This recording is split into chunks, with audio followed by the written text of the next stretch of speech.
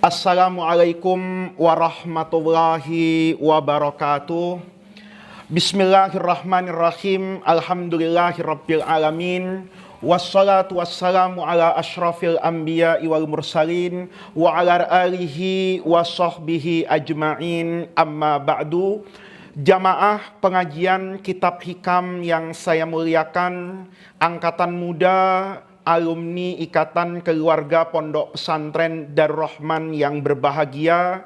Alhamdulillah pada malam hari ini di pertengahan bulan Syawal kita bisa melanjutkan tradisi yang baik, sunnatun hasanatun, mengkaji kembali kitab yang sangat bermanfaat, kitab hikam karangan Sufi Agung Imam Ibnu Athaillah As-Sakandari. Seperti biasanya, tentu ini merupakan rahmat dari Allah Subhanahu wa Ta'ala ketika takdirnya menuntun kita kepada jalan ilmu, kepada jalan di mana Rasulullah Shallallahu Alaihi Wasallam bersabda, "Man salaka tariqan yaltamisu fihi ilman, sahhalallahu lahu bihi tariqan ilal jannah." Setiap langkah kaki yang kita gerakkan untuk menuntut ilmu, untuk mencari ilmu, maka langkah kita di dunia ini akan menjadi wasilah, dimudahkan jalan kita kelak menuju ke dalam surga. Maka alhamdulillah malam hari ini kita bisa bertemu dan bermuajahah kembali setelah hampir 1,5 bulan kita berhenti dari mengaji kitab hikam untuk berkonsentrasi beribadah di bulan suci Ramadan. Yang kedua, saya ingin mengucapkan terima kasih secara khusus kepada sahabat saya, Ustadz Mukhlis Yusuf Arbi, yang kemarin mengirimkan kepada saya sarah daripada kitab hikam ini. Satu sarah yang dahulu ketika saya masih ada di Mesir, saya melihat tercetak tetapi tentu tidak dalam bentuk yang sebagus ini. Sarah Al-Hikam Al-Athaiyah yang dikarang oleh seorang ulama besar di Al-Azhar yang wafat kira-kira setara 100 tahun yang lalu. Ini adalah Asy-Syaikh Abdul Majid Asy-Syarnubi Al-Azhari Al-Maliki yang wafat pada tahun 1348 Hijriah. Sahabat saya Ustadz Yusuf Arbi sudah memberikan hadiah dan tentu saya sudah membaca kembali dan mengambil begitu banyak istifadah yang bisa saya sampaikan ketika saya mengajarkan kitab hikam. Tentu para pemirsa yang ingin mendapatkan sarah hikam ini bisa melihat ya, ada di Instagram, mungkin ada di beberapa maktabah At-Turmusi Lit-Turas. Ini sahabat sekalian, para jamaah, para santri yang ingin melihat kitab sarah hikam yang saya jadikan bahan juga, saya baca sebelum saya menyampaikan penjelasan dari kitab hikam ini. Para pemirsa sekalian, alhamdulillah kemarin kita sudah sampai pada hikmah yang ke-14 di mana Imam Ibnu Athaillah As-Sakandari itu menyatakan al-kaunu kulluhu zulmatun wa innama anarahu zuhurul haqqi fihi faman ra'al kauna walam yashhadhu fihi au indahu au qablahu au ba'dahu faqad a'wazahu wujudul anwari wa hujibat anhu syumusul ma'arifi suhubil athari. Kata beliau, alam semesta ini semuanya adalah kegelapan. Wujud Allah Subhanahu wa Ta'ala lah yang menjadikan alam semesta ini bersinar terang. Oleh karena itu, barang siapa yang melihat alam semesta sedangkan dia tidak dapat menyaksikan Allah di dalamnya, di sampingnya, sebelum dan sesudahnya, maka dia sungguh telah kehilangan wujud cahaya Allah dan dia telah terhalangi ma'rifatnya oleh adanya mendung dan gelapnya alam ini. Hikmah ini sudah kita bahas secara panjang lebar sebelum bulan Ramadan, untuk mengajarkan kita bahwa ketika kita melihat apapun di alam semesta ini, kita kagum dengan apapun dan siapapun yang ada di alam semesta ini, sesungguhnya itu karena Allah Subhanahu wa Ta'ala. Kalau kita kagum dengan kecerdasan seseorang, maka sebenarnya kita sedang mengagumi kekuasaan Allah Subhanahu wa Ta'ala yang menciptakan manusia fi ahsani taqwim. Ketika kita melihat lautan dengan gelombangnya, dengan ombaknya, dengan anginnya, kita melihat isinya dengan ikan yang beragam bentuknya dan cara hidupnya, sebenarnya kita sedang mengagumi Allah Subhanahu wa Ta'ala. Jadi di sini kita ingin menyampaikan bahwa Ibnu Athaillah As-Sakandari ketika menyampaikan hikmah yang ke-14 kemarin, kita ini dalam melihat alam semesta pada hakikatnya sedang melihat kekuasaan Allah Subhanahu wa Ta'ala.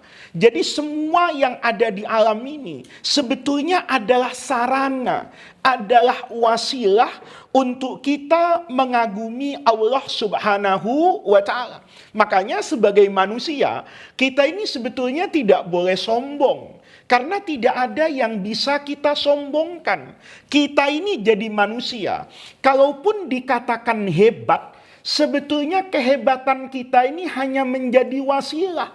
Wasilah untuk orang melihat kehebatan Allah Subhanahu wa Ta'ala. Misalnya ada orang misalnya umurnya masih sangat muda kayak Imam Syafi'i misalnya, di usia 9 tahun dengan kondisi kehidupan yang sangat sederhana, lahir bukan dari keluarga yang kaya, perjalanan yang menempa beliau di usia yang masih kecil misalnya, tiba-tiba mampu membuat beliau hafal Al-Quran di usia kurang dari 9 tahun.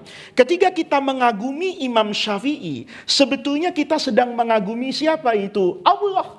Ada makhluk Allah ciptakan, lahir tanpa bapak, tidak memiliki kekuatan ekonomi, tidak memiliki harta yang banyak, bahkan nanti ketika mengaji kepada gurunya yang saya ceritakan ya, kepada Az-Zinji, kepada Sufyan bin Uyainah misalnya, itu tidak memiliki uang untuk membeli kertas dan alat tulis, tetapi beliau bisa menghafal, merekam apa yang disampaikan oleh guru-gurunya. Mau berangkat ke Madinah berguru kepada Imam Daril Hijrah, Imam Malik bin Anas al-Asbahi. Itu sebelum sampai di kota Madinah, pada usia mungkin 12 atau 13 tahun, beliau bisa hafal kitab Al-Muwatta. Kita kagum ke sana. Tetapi kekaguman kita kepada Imam Syafi'i itu sebetulnya kekaguman kita kepada siapa itu? Allah. Ketika siang tadi misalnya di Jagakarsa, kita merasa udaranya terik dan cerah. Tiba-tiba sore hari datang angin, mendung mendadak, turun hujan yang tidak kita perkirakan. Saat itu kita sedang terkagum-kagum. Di tengah udara yang panas, langit yang cerah, tiba-tiba turun hujan. Sebetulnya ketika kita melihat hujan di situ, kita sedang melihat kekuasaan Allah Subhanahu wa Ta'ala. Oleh karena itu, kata Imam Ibnu Athaillah, cahaya Allah itu kan di atas segala cahaya. Makanya setiap kita melihat apapun di dunia ini, kita pasti akan mampu melihat bahwa di sana ada Allah, Khaliqus samawati wal ardi. Allah yang maha mencipta, Allah yang maha wujud. Seandainya tidak karena Allah, tentu tidak ada wujud, tidak ada cahaya, yang ada adalah ketiadaan dan kegelapan. Tuhan. Oleh karena itu ini penting sekali. Kemarin kita mungkin beberapa hari yang lalu itu di beberapa belahan dunia terjadi yang namanya gerhana apa itu bulan. Kadang terjadi gerhana yang namanya gerhana apa itu matahari. Itu adalah bukti kekuasaan Allah. Tetapi ada gerhana yang kadang-kadang kita lupakan. Gerhana yang terjadi di dalam hati kita saat ada kegelapan yang menyelimuti hati dan nurani kita, sehingga kita terhalang dari ma'rifat kepada Allah Subhanahu wa ta'ala. Maka pada pengajian yang lalu, ini Imam Ibnu Athaillah menegaskan bahwa tidak ada cahaya kecuali datang dari Allah Subhanahu wa ta'ala. Apapun yang terlihat di dunia ini, sebetulnya kita sedang melihat ketuhanan Allah. Kita sedang melihat kekuasaan Allah. Kita melihat kemahaperkasaan Allah. Oleh karena itu sangat berbahaya kalau kita hanya mengagumi alam semesta tetapi kita melupakan kekaguman kita kepada yang menciptakan alam semesta, yaitu Allah Subhanahu wa ta'ala. Maka para pemirsa sekalian, malam hari ini kita sampai pada hikmah yang ke-15. Hikmah yang ke-14 itu mengatakan bahwa semua orang yang mampu melihat dengan kacamata hati yang bersih, yang jernih, maka dia akan mendapatkan cahaya nur dari Allah, mendapatkan ma'rifat dari Allah Subhanahu wa ta'ala. Tetapi kita melihat dalam kehidupan ini, ada beberapa orang, ada kelompok manusia yang tidak mendapatkan cahaya dari siapa ini? Allah Subhanahu wa ta'ala. Nabi Muhammad itu kan diutus oleh Allah membawa agama ini untuk mengeluarkan manusia minadz-dzulumati ilan nur. Dengan adanya agama, pengetahuan agama, bimbingan agama, kita mendapatkan yang namanya nur. Tetapi jangan lupa bahwa ada orang yang tidak bisa mendapatkan apa ini? Nur. Dia tetap ada fizzulumat di dalam apa ini? Kegelapan. Maka Imam Ibnu Athaillah As-Sakandari kemudian mengatakan, mimma yadulluka ala wujudi qahrihi subhanahu an hajabaka anhu bima laisa maujudan ma'ahu. Mimma yaduluka, ini min itu dalam bahasa Arab itu sering diartikan litab'id. Jadi min itu diartikan di antara. Ma di sini artinya sesuatu atau dalil, maka di antara sesuatu yang bisa dijadikan dalil. Nah, ini kalau diterjemahkan ke bahasa Indonesia yang mudah, salah satu dalil, salah satu petunjuk, salah satu bukti ala wujudi qahrihi subhanahu wa ta'ala, atas wujud adanya kekuasaan Allah. Kita kan ingin tahu Allah ini maha kuasa apa tidak?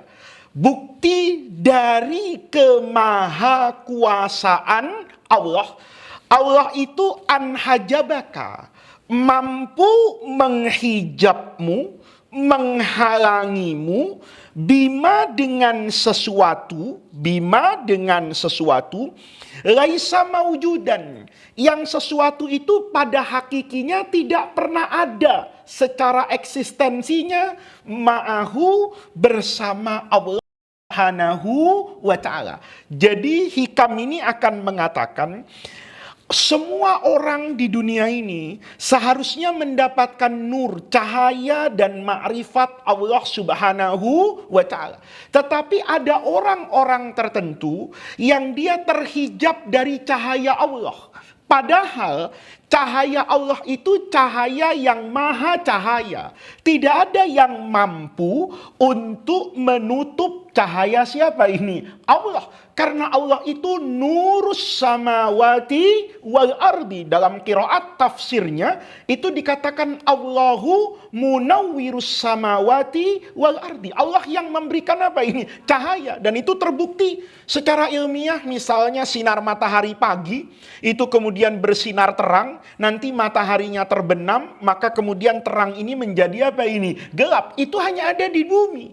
Tapi kalau nanti misalnya Muammar ini setelah jadi ustadz di Darul Rahman, kemudian diutus jadi apa ini? Astronot. Ya, gimana nanti sholat di luar angkasa, biar dia tahu. Kalau sholat di dunia orang tahu. Ya, tandanya apa? Ngaji di Fathul Qorib kan? Sholat waktu duhur itu kapan, waktu duha itu kapan, waktu asar itu kapan. Itu semuanya berbasis cahaya apa itu? Matahari.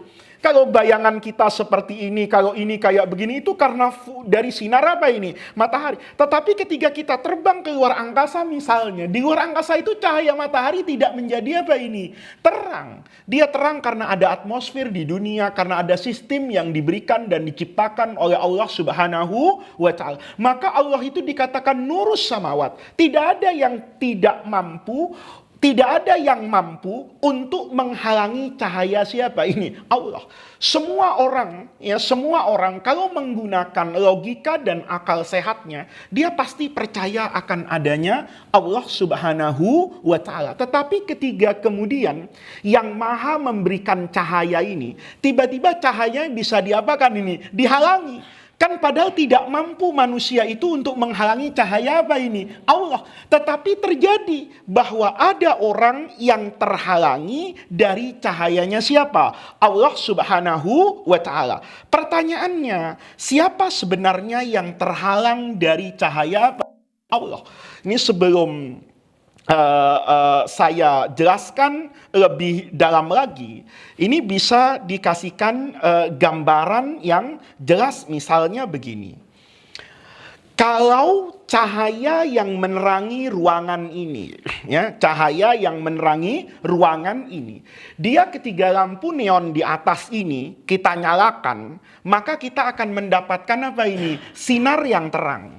Tetapi sinar yang terang ini akan terbatas kalau kita mendatangkan benda lain yang mampu menghalangi sinar apa ini? Lampu. Misalnya, ya kan sering kejadian di pesantren itu kalau dibangunin sholat malam itu kan pakai senter, ya, sama kismut taklim, ya, sama yang jaga malam. Itu sudah menjelang wabil ashari hum yastaghfirun, itu biasanya dibangunin kan, termasuk Habib Umar nih dibangunin, ya, Habib bangun kum.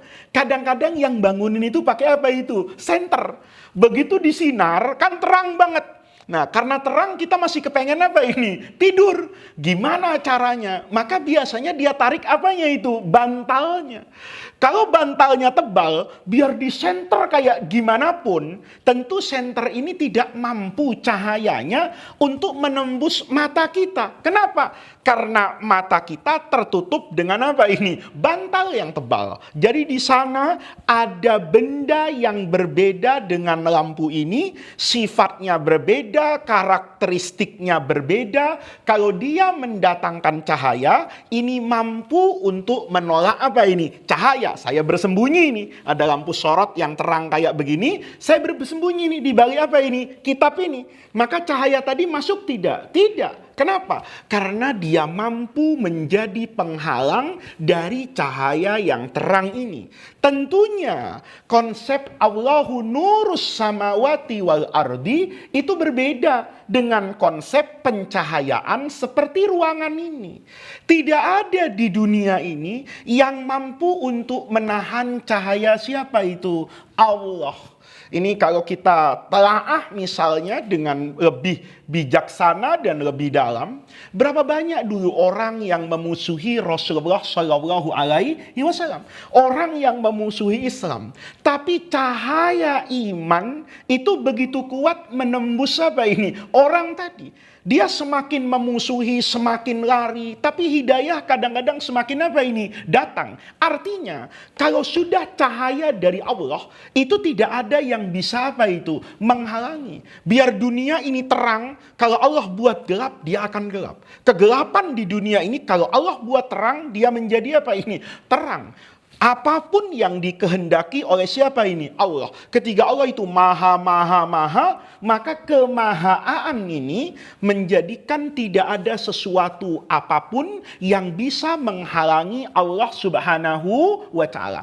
Tetapi pertanyaannya, ketika orang sudah tahu, ya, di dunia ini, bahkan kata Quran itu kalau kita lihat di surah An-Nur misalnya, kullun, semua yang ada di alam semesta ini qad alima sholatahu. Mereka itu masing-masing sudah tahu sholatahu, cara berdoa, wa tasbihahu, dan cara mereka apa ini? Bertasbih. Ya, Muammar misalnya ya bertasbih, pegang tasbih, subhanallah, subhanallah. Habib Umar misalnya menggunakan apa ini? Ruas-ruas jari, subhanallah, subhanallah, subhanallah. Itu Habib Umar. Ayam juga sebetulnya apa itu? Bertasbih. Sapi juga sebetulnya bertasbih. Dan mereka berdoa. Kita bisa lihat kullun qad alima sholatahu wa tasbihahu. Kadang-kadang binatang itu, ya, kita lihat gimana caranya makan.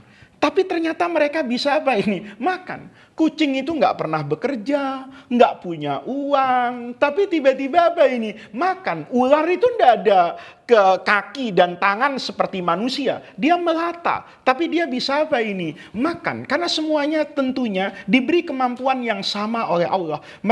Kita bisa makan, binatang juga bisa makan. Kita bisa minum, binatang juga bisa apa ini? Minum. Dan binatang juga bisa bertasbih. Mungkin kukuruyuk subuh-subuh itu sedang as-sholatu khairum minan naum. Cuman bunyinya kukuruyuk dan sebagainya. Ya, mungkin halilintar yang berbunyi itu sedang bertasbih. Betapa maha kuasanya Allah, subhanallah, subhanallah. Nah, ketika ini semua sudah terjadi, kan kita lihat ya, semuanya kan juga bisa berdoa dan bisa apa ini? Bertasbih. Semuanya diberi kemampuan yang sama oleh Allah. Wa im min syai'in, segala sesuatu, illa yusabbihu bihamdi, semuanya akan bertasbih dengan memuji Allah. Walakin, akan tetapi, la tafqahuna tasbihahum, kita saja yang tidak mengerti tasbih mereka.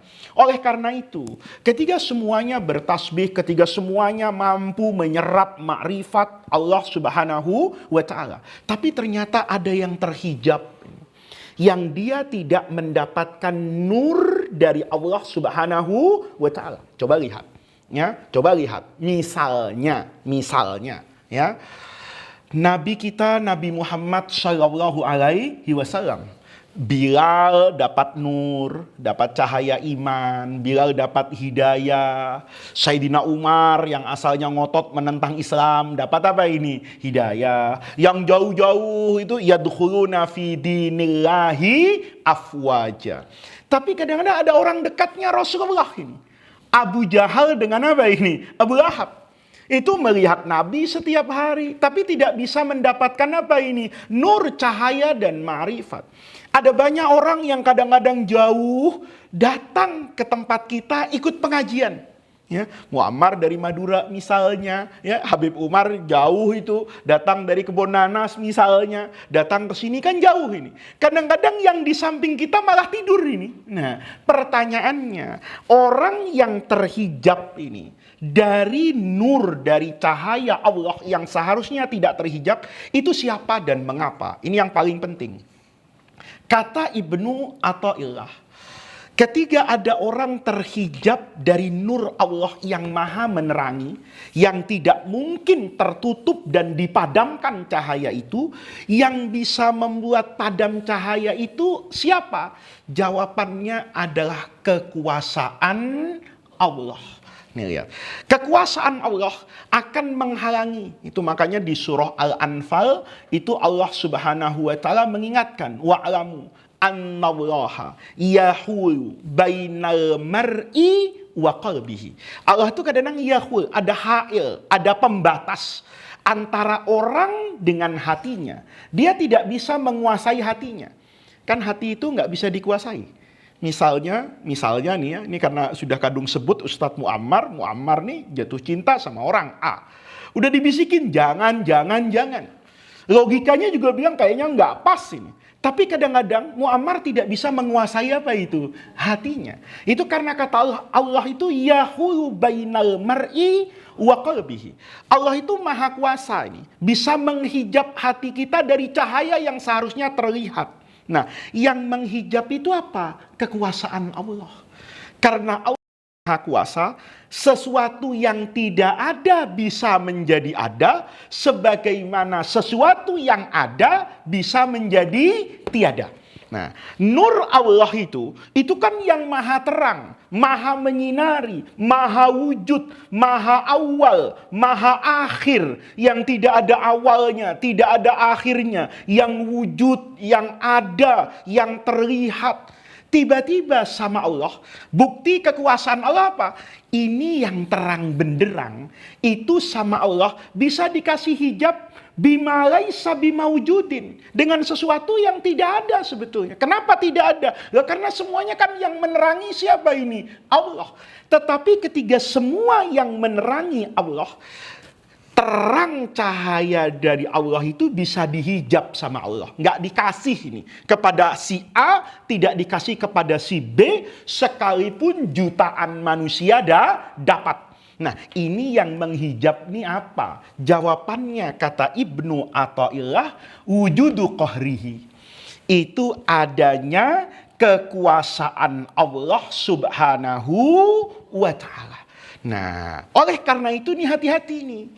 Semua orang di dunia ini itu akan mendapatkan cahaya dari Allah Subhanahu wa ta'ala. Siapapun dia akan mendapatkan nur dan cahaya ma'rifat. Tetapi nanti ada orang yang terhalang dari cahaya Allah. Siapa yang terhalang? Ini yang penting ini.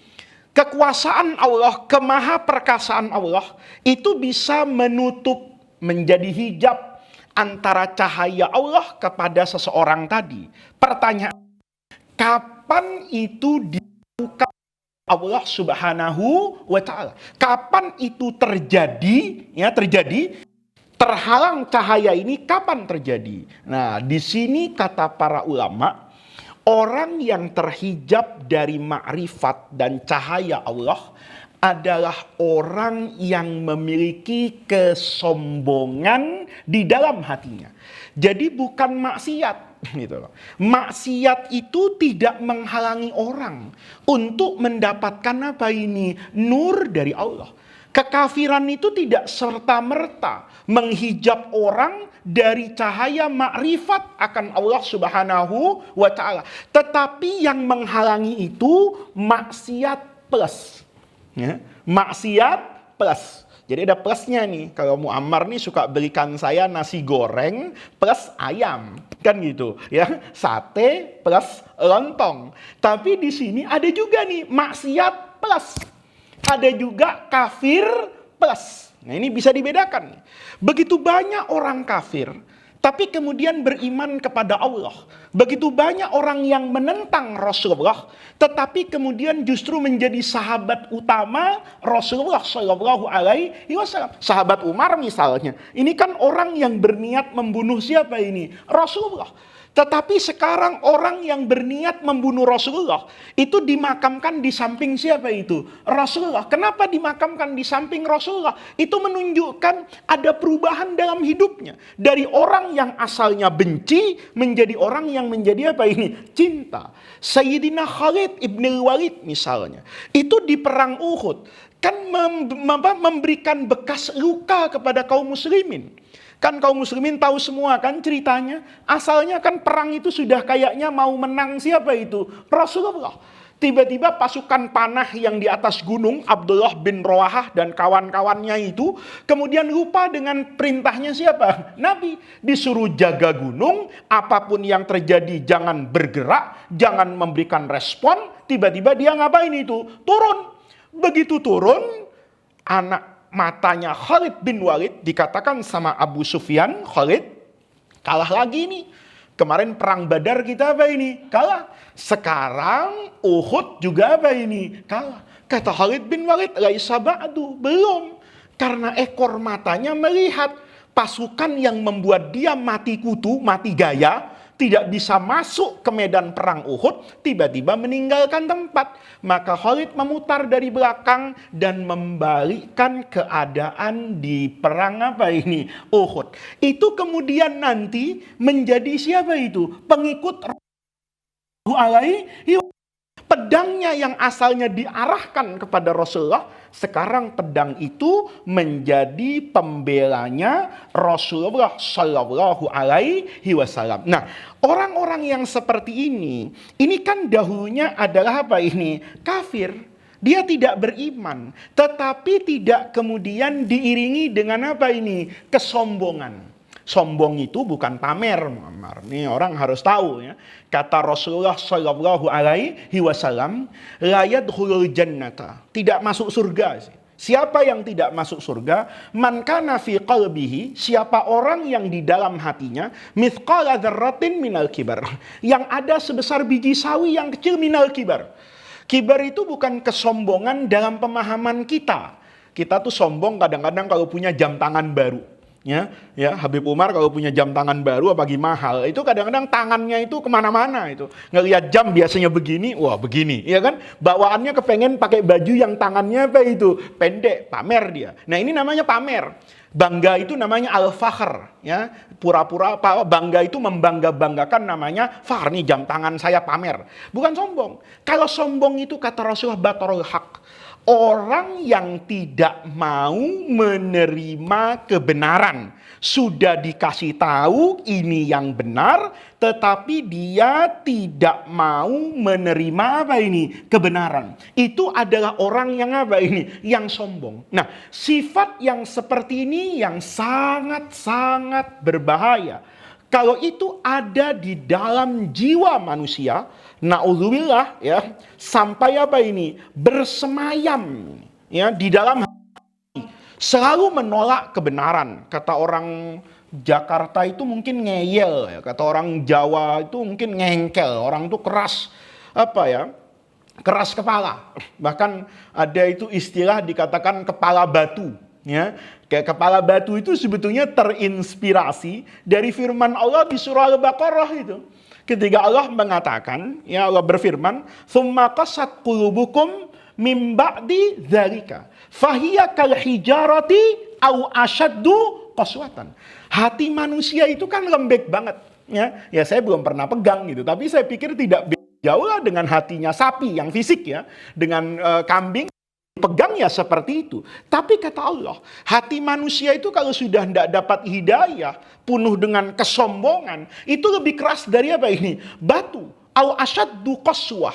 Kalau batu itu kata Allah ya, masih ada yang bisa pecah keluar air. Kalau kita lihat mata air di gunung-gunung, itu kadang-kadang air itu keluar dari mana itu? Dari batu itu. Kadang-kadang batu itu sekeras apapun kena air setiap hari, lama-lama mesti ada apa ini? Goresnya dia. Lama-lama bisa terbelah, bisa bopeng. Itu padahal batu yang apa itu? Yang keras. Tapi hati manusia kalau sudah keras, biarpun hujan hidayah itu deras membasahi hatinya, tidak akan pernah bisa dapat. Kenapa? Karena hati manusia itu kalau sudah kadung keras, dia akan lebih keras dari yang namanya apa ini? Batu. Oleh karena itu, Allah Subhanahu wa taala ini untuk memperkuat hikmah ini, itu kita baca dalam firman Allah di surah Al-A'raf.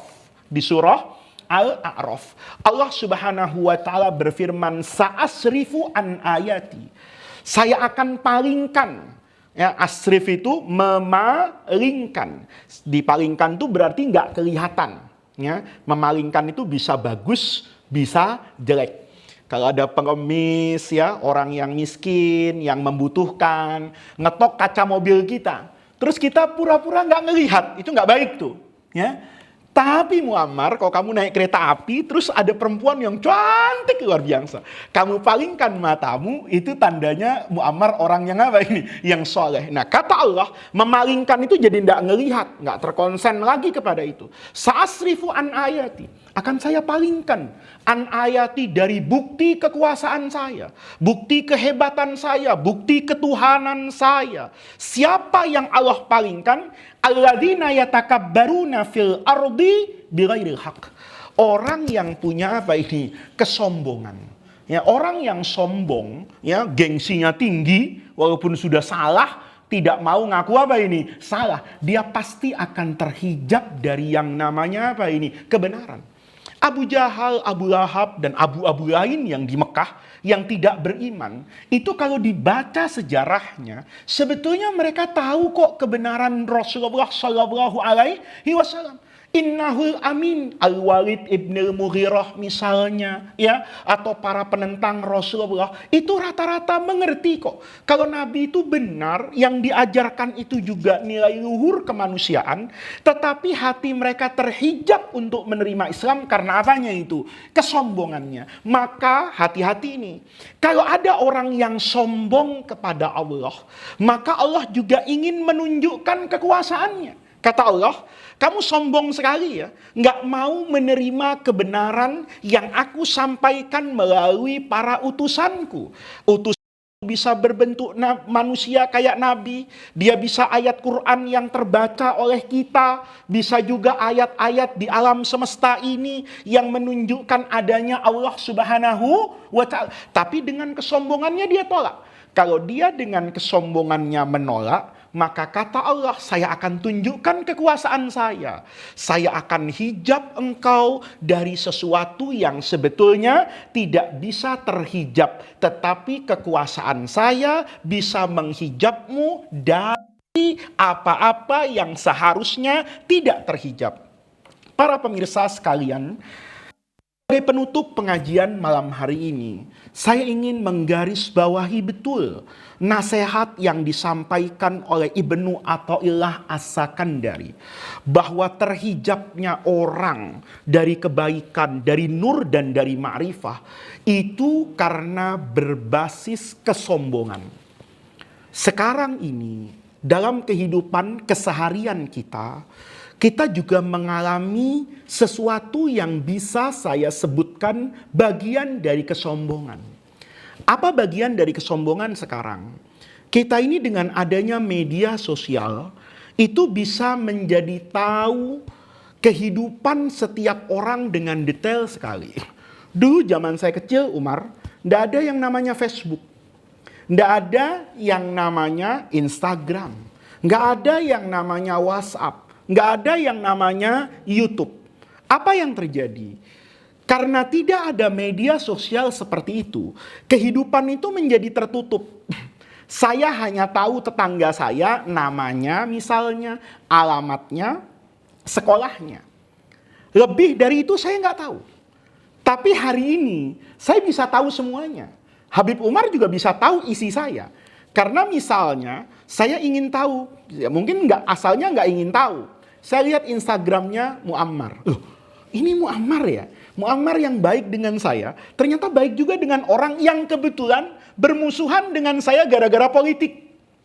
Saya milih partai yang putih, Muammar milih partai yang hitam misalnya. Ketika saya dulu kecil, saya nggak tahu itu. Keseharian hidupnya Muammar, temannya siapa, ya terbatas di lingkungan ini. Tapi hari ini semuanya menjadi apa ini? Terbuka. Yang dimakan saya tahu, gimana nggak tahu. Muammar setiap makan lebih mendahulukan selfie, foto, makanan cekrek, alhamdulillah sate, alhamdulillah. Oh saya tahu, ini orang sukanya makan apa ini? Daging. Habib Umar sebelum foto, makan foto terus nih. Yang difoto sayur-sayuran. Wah ini Habib sehat ini. Kenapa? Yang dimakan semuanya adalah apa ini? Sayur-sayuran. Saya jadi tahu. Tapi jangan lupa, saya juga tahu. Habib Umar ini temannya siapa aja. Habib Umar ini orientasi politiknya kemana. Habib Umar ini jagonya di Pilpres siapa. Habib Umar ini jagonya di Pilkada DKI siapa misalnya. Habib Umar ini pilihannya partai kayak apa. Habib Umar itu sukanya ormas yang mana. Kita menjadi apa ini? Tahu. Setelah menjadi tahu, kita kadang-kadang memiliki yang namanya kesombongan. Benar dan salah itu kemudian diukur dengan kecenderungan hawa nafsu pribadi. Ini hati-hati ini, ya. Kecenderungan kita sekarang itu sering membaca orang. tapi lupa membaca diri kita sendiri. Kalau kita ngelihat berita-berita misalnya di medsos, oh si Anu begini, si Anu begini, si Anu begini. Kemudian kadang-kadang ketika kita cocok dengan begini dan begitu yang kita baca, menggugurkan kebaikan orang ini, gitu. Sehingga kita sekarang boleh jadi, kenapa kurang menjadi baik? Karena kita sekarang kehilangan teladan. Kenapa kehilangan teladan? Karena tidak ada lagi yang bisa kita teladani. Kenapa tidak ada lagi yang bisa kita teladani? Karena semua orang itu dibongkar kekurangannya. Ini berbahaya sekali. Kalau nanti kita punya kebiasaan seperti itu, memberikan justifikasi, menghukumi orang, oh ini orang nggak baik karena kebetulan berbeda pandangan politik dengan saya. Oh ini orang tidak baik karena mungkin berbeda afiliasi fikihnya, ya. Ya, ini mungkin nggak kunutan, ini kemudian kunutan, itu kemudian oh saya baru tahu dia itu yang begini-begini. Boleh jadi dia itu banyak samanya dengan saya, banyak baiknya dengan saya, tapi berbeda cuma urusan apa ini? Kunut. Ketika saya tahu soal itu, kemudian timbul perasaan apa ini? Berbeda. Sehingga kemudian saya nggak ngambil pelajaran lagi dari Muammar. Kenapa? Ternyata Muammar pilihannya si A. Oh Muammar itu orientasi partainya si B. Oh Muammar ini kecenderungannya ormasnya si C. Ketika kita kemudian menghakimi orang dengan cara seperti itu, kita kemudian memiliki rasa apa ini? Kesombongan. Kan sekarang begitu, semua orang disebarkan aibnya, kita sebarkan aib orang yang mungkin aib kita itu tidak kalah banyak dari aibnya orang yang kita sebarkan. Ada orang melakukan kejahatan si A, si B, kita sebarkan. Bahkan kita komentari. Yang boleh jadi ketika mengomentari itu bukan niatnya amar ma'ruf, nahi mungkar. Bukan niatnya fa'atabiru ya ulil absor. Tapi ada kesombongan di dalam hati untuk menunjukkan ana khairun minhu. Itu dalam hadis itu hati-hati loh. Kata Nabi, la tudhirus syamatata. Jangan orang itu kalau ada temannya terjerumus kepada kesalahan, kemudian kesalahannya disebarkan, aibnya dibuka, dengan niat untuk apa itu? Merendahkan. Menunjukkan saya lebih baik dari dia, saya lebih soleh dari dia, saya lebih suci dari dia. Hati-hati kata Nabi. Kenapa? Fayu'afiyahullah. Mungkin Allah kasih afiyah, orang yang salah ini jadi tobat. Wa yabtalika fihi, dan engkau akan diuji oleh Allah dengan ujian yang sama terhadap orang tadi. Jadi kalau kita melihat orang lain bermaksiat, itu hati-hati loh.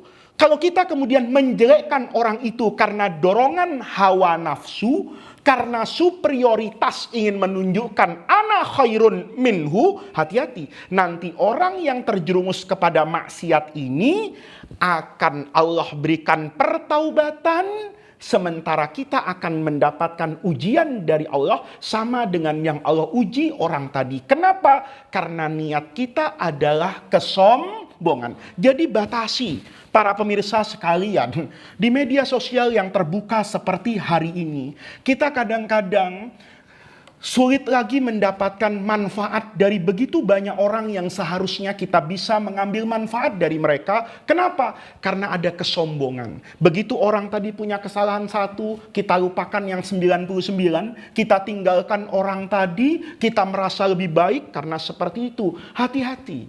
Oleh karena itu saya ingin bercerita satu hal ya, yang masih terkait dengan kesombongan tadi. Tadi saya ingat di awal pengajian, ya, di awal pengajian saya memberikan contoh Abu Lahab dengan Abu Jahal yang tidak bisa mengambil manfaat dari keponakannya Rasulullah Shallallahu Alaihi Wasallam. Ini penting nih, ya. Saya kemarin waktu rapat guru itu bercerita itu, bahwa ketiga orang memiliki kesombongan, maka orang tadi sulit untuk mengambil faidah kebaikan dari orang lain. Apa contohnya? Abu Jahal dengan Abu Lahab.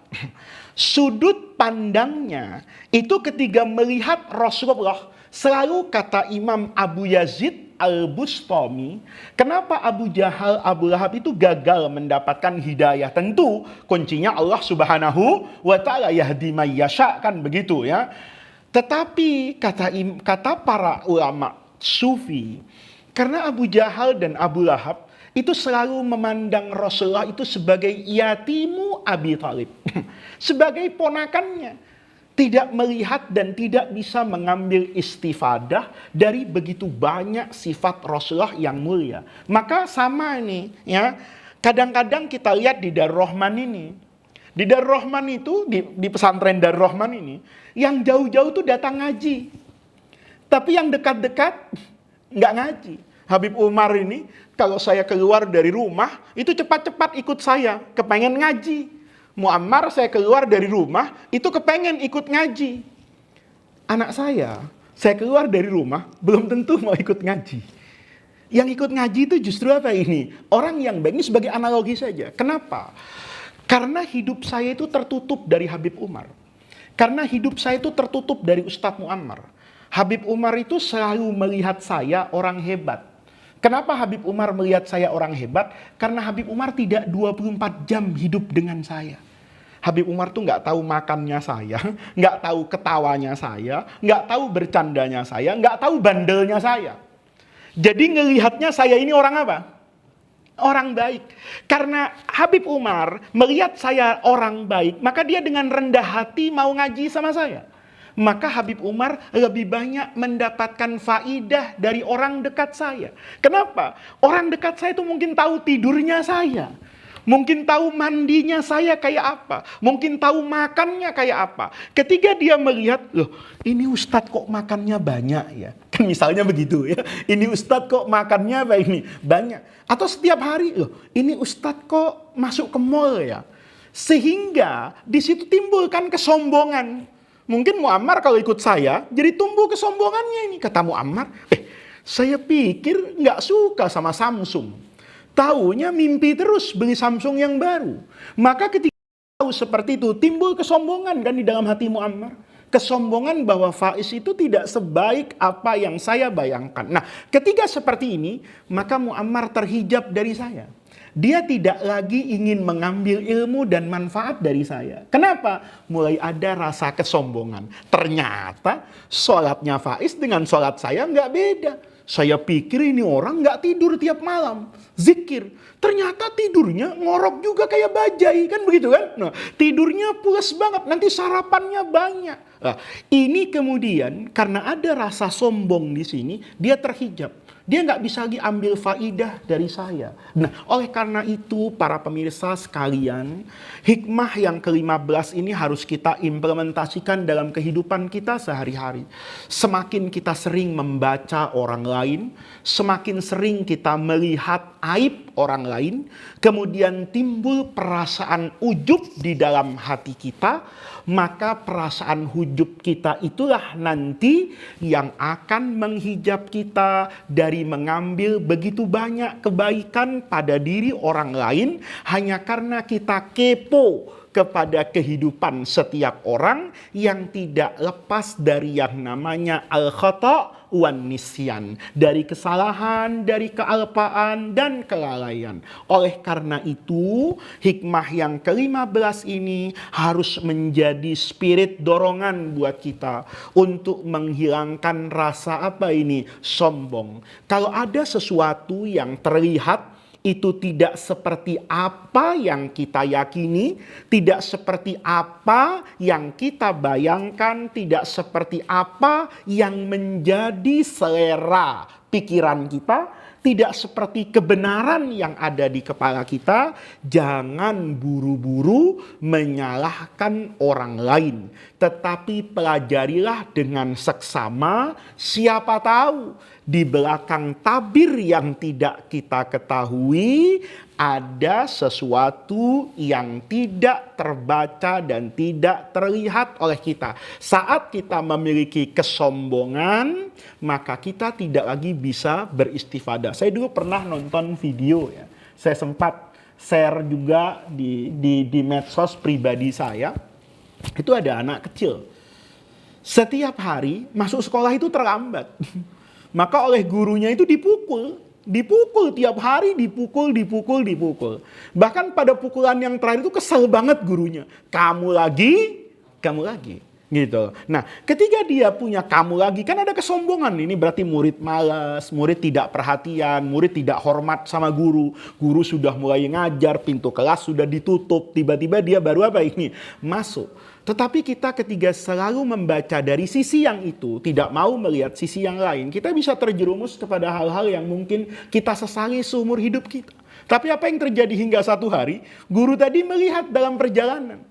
Ternyata anak yang setiap hari terlambat itu karena dia harus mengurus ibunya yang ada di kursi roda. Begitu dia selesai dengan urusan ibu yang di kursi roda ini, baru dia berlari sekencang-kencangnya ke sekolah, sekalipun dia tetap datang terlambat. Setelah kita tahu seperti itu, tentu persepsi kita terhadap anak tadi menjadi berbeda. Tetapi ketika kita sering menghakimi orang hanya dengan sesuatu yang terlihat secara zahir, hanya dengan sesuatu yang terdengar, kemudian ditambah dengan sifat kesombongan tadi, itu sangat berbahaya sekali. Oleh karena itu nanti pada episode selanjutnya dalam kitab Hikam ini, Ibnu Athaillah bahkan menyatakan maksiat yang mendatangkan taubat, maksiat yang mendatangkan kegalauan di dalam hati, kemudian mendatangkan tangisan penyesalan kepada Allah, itu jauh lebih baik daripada ketaatan yang kita lakukan tetapi kemudian menghasilkan sifat sombong dan ujub. Oleh karena itu di dalam hadis pun Allah Subhanahu wa taala itu memuji satu hamba yang setiap dia berdosa taubat kepada Allah. Ini setiap dia berdosa kemudian dia bertaubat kepada siapa ini? Allah. Nanti berdosa lagi, taubat lagi. Ini di dalam hadis riwayat sahabat Abi Hurairah radhiyallahu anhu, Rasulullah sallallahu alaihi wasallam itu bersabda fima yahkihi an rabbih. Ini namanya hadis apa ini, Muhammad? Hadis qudsi, ya. Ini cerita tentang siapa ini? Allah Subhanahu wa taala. Apa kata Allah? Aznaba abdun zamban. Dalam riwayat lain aznaba abdi zamban. Ada hamba saya mengerjakan satu apa ini? Maksiat. Faqala Allahumma ghfirli, ya Allah ampuni dosa saya setelah maksiat tadi. Allahumma ghfirli, Allahumma ghfir dzambi dan sebagainya riwayatnya. Maka Allah kemudian bersabda, berfirman itu, aznaba abdi, hamba saya ini aznaba melakukan dosa, zamban, takkidnya ini, yang masdarnya ini, aznaba zamban, terjerumus ke dalam apa ini? Dosa. Tapi fa'alima annalahu rabban, tapi dia sadar, yakin dalam hatinya dia punya Allah yaghfiru, yang akan menghapus apa ini? Dosa, mengampuni kesalahan. Wa ya'khudhu bidzambi, dan juga bisa saja Allah ya'khudhu bidzambi, memasukkan dia ke neraka, bisa juga memasukkan ke dalam surga. Maka dia memilih untuk berhusnudzon kepada Allah yang Maha Rahman dan Maha Rahim. Allahumma firli, ya Allah saya ini berdosa. Tapi bukan dia berdosa menentang Allah, lemah iman saya. Atau biasanya ini kalau Muammar ini bawa-bawa setan ini. Setan dikambing hitamkan. Ya Allah hambamu lemah digoda oleh setan. Ya Allah hambamu kalah, godaan setan begitu kuat. Hambamu ini abduka fakir, mudhnib, hakir. Ya Allah. Itu Allah katakan ya Allah dia ini dosa nih. Tapi dia ingat bahwa dia punya Allah yang bisa menghapus apa ini? Dosa. Yang seperti ini boleh jadi membuka apa ini? Rahmat Allah. Dia akan mendapatkan ma'rifat. Tentu buat pemirsa yang masih ingat dengan pengajian hikam di awal-awal ini, saya banyak tentang begitu banyak orang yang terjerumus ke dalam maksiat dan dosa, tetapi kemudian nanti menjadi waliyun min awliya illah. Kenapa? Karena mereka tidak pernah terhijab dari ma'rifat kepada Allah, karena maksiat itu tidak dilakukan atas dasar kesombongan menentang Allah, tetapi murni mereka sadari akibat kelemahan mereka sebagai manusia yang terombang-ambing oleh hawa nafsu dan terjerumus ke dalam godaan dan belenggu setan. Ini tidak terhijab dari Allah Subhanahu wa taala. Maka mudah-mudahan dengan pengajian malam hari ini sebagai mukadimah kita membaca yang belas, Allah jaga hati kita, Allah jaga nurani kita, Allah jaga jiwa kita, Allah jaga perasaan kita minal kibar, dari kesombongan hati, dari merasa tinggi hati, dari merasa paling hebat, yang tidak mau melihat ada celah yang mungkin menjadi kekurangan kita dan kelebihan orang lain. Mudah-mudahan dengan kita menundukkan hati di malam hari ini, membaca begitu agung nasihat yang disampaikan oleh Imam Ibnu Athaillah As-Sakandari ini, kita mendapatkan ma'rifah, kita mendapatkan nur Allah Subhanahu wa Ta'ala yang menembus sampai ke dalam hati kita, sehingga kita bisa istiqomah di jalan Allah Subhanahu wa Ta'ala. Mudah-mudahan Allah berikan taufik hidayah kepada kita semua, sehingga kita bisa istiqomah di jalan ilmu, di majlis yang baik ini. Allah jadikan kebaikan kita di majlis-majlis ilmu ini sebagai wasilah dan tawassul kita untuk mendapatkan khairat dunia wal akhirah. Mudah-mudahan Allah jama'ana, Allah kumpulkan kita, Allah jadikan jam'ana hadza jam'an marhuma wa tafarruqana mim ba'dihi tafarruqan ma'suma. Mudah-mudahan Allah menyatukan kita semua bersama para awliya, bersama para sholihin, bersama para anbiya wal mursalin di jalan yang diridhoi oleh Allah Subhanahu wa Ta'ala, menghantarkan kita bertemu dengan rahmat dan ridho Allah di dalam Al-Firdausul A'la. Mudah-mudahan Allah menjaga kita semua, menjaga keluarga kita, menjaga orang-orang yang kita cintai, menjaga orang-orang yang masuk ke dalam rumah kita dan yang kita masuk ke dalam rumah mereka. Allah jaga dari semua hal-hal yang tidak diinginkan, dari semua hal-hal yang membahayakan kita semua. Mudah-mudahan Allah senantiasa membersamai kita melalui masa-masa pandemi dan masa-masa yang sulit ini. Mudah-mudahan kita segera keluar dari kesulitan ini, menjadi juga lebih dekat kepada Allah Subhanahu wa Ta'ala. Rabbana atina min ladunka rahmah wa hayyi lana min amrina rasyada.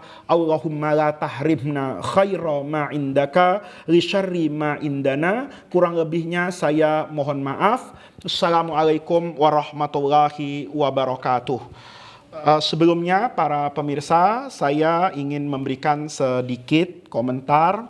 Alhamdulillah dengan pengajian yang disiarkan secara langsung oleh Darul Rahman Media ini memberi manfaat yang luar biasa. Saya bisa berkenalan dengan bersilaturahmi dengan banyak orang. Tapi saya mohon maaf, setelah pengajian kitab Arba'in di bulan Ramadan itu, begitu banyak orang yang mengirimkan WhatsApp kepada saya, bertanya banyak hal. Tentunya saya tidak bisa menjawab satu demi satu, karena terus terang ini di luar kemampuan saya untuk memperhatikan begitu banyak WhatsApp. Jadi barokah pengajian kitab hadis Arba'in, WhatsApp saya itu kadang-kadang sampai mungkin 100 atau 500 baris yang tidak bisa saya buka setiap hari, karena begitu banyak yang bertanya dan melakukan konsultasi. Tentu saya berharap kepada mereka yang menghargai saya terima kasih. Saya akan berusaha untuk menjawab satu demi satu, tapi terus terang karena begitu banyak dan juga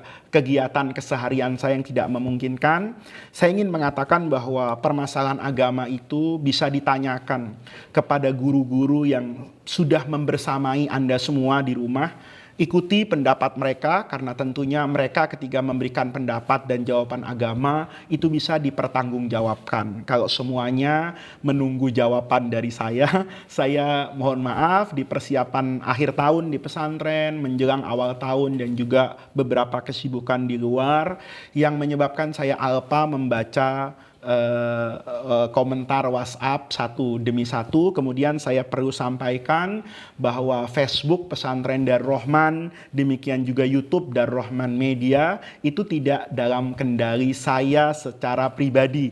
Jadi saya tidak bisa membaca, menjawab satu demi satu apa yang dikomentari baik di Facebook, di Instagram maupun di YouTube. Mungkin kalau nanti kita bisa bersilaturahmi pada waktu yang memungkinkan tentu itu lebih menggembirakan buat saya, tetapi saya mohon maaf karena sampai hari ini saya yakin begitu banyak WhatsApp yang belum bisa saya baca, bahkan apalagi saya balas, karena begitu banyak yang masuk akibat keberkahan ngaji kitab hadis Arba'in di bulan Ramadan kemarin. Terus terang belum pernah dalam hidup saya mendapatkan begitu banyak WhatsApp, Telegram, dan bahkan sebagian melalui media SMS, mungkin mengucapkan selamat, mungkin bertanya tentang apapun, tidak semuanya bisa terbaca. Itu yang saya sampaikan, mudah-mudahan nanti Fadil dari Darrohman Media ini bisa menyampaikan ke para pemirsa sekalian, kalau ada yang tidak terjawab atau terlupakan atau misalnya